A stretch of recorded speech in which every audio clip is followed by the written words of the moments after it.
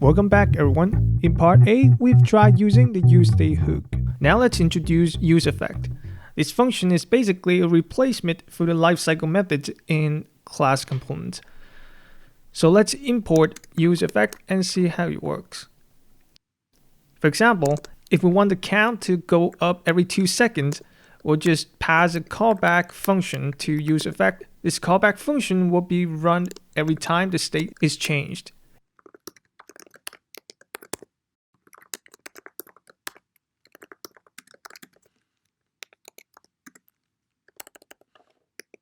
So this useEffect is like the component did update lifecycle method. It runs every time the component re-renders.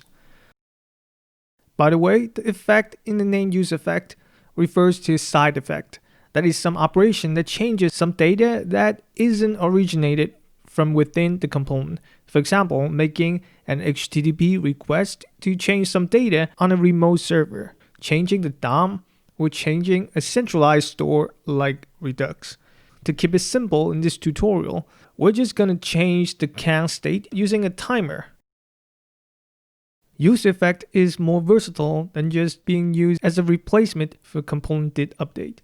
You can actually use it as component did mount as well, if you just provide an empty array as a second argument. This array is used for specifying which state change should trigger a rerun of the useEffect callback. So if we didn't provide an array, this useEffect will run every time the component is re-rendered. And that's basically the similar behavior as component did update. If we provide an empty array, it will run only the first time the component is rendered. This is similar to component did mount. And if we provide a state like count here, it will run for each re-render as long as the count state is different from the last render. So in our case, count being the only state in this component, this will be practically the same as not providing the array at all. Next, I want to talk about the cleanup function. Certain operations require a cleanup process, such as for set interval here. The code that we have right now is buggy because whenever the component is re-rendered, useEffect will set a new timer without cleaning up the previous one. So it can get out of hand at a certain point when there are just so many timers running simultaneously. We need a way to clean up this time interval before the next time interval is going to get created. So useEffect allows us to set another callback from within this callback as a return value.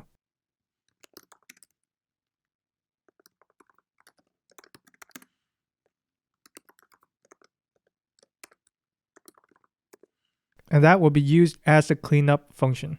This cleanup function will get called right before the next time that this useEffect callback will be run, or whenever this component gets unmounted.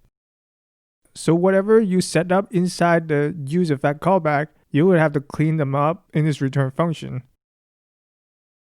And that's it for our introduction to React hooks. If you want to learn more about React hooks, you can check out the official hooks documentations on the React.js website. If you like this type of video, please give it a like or subscribe.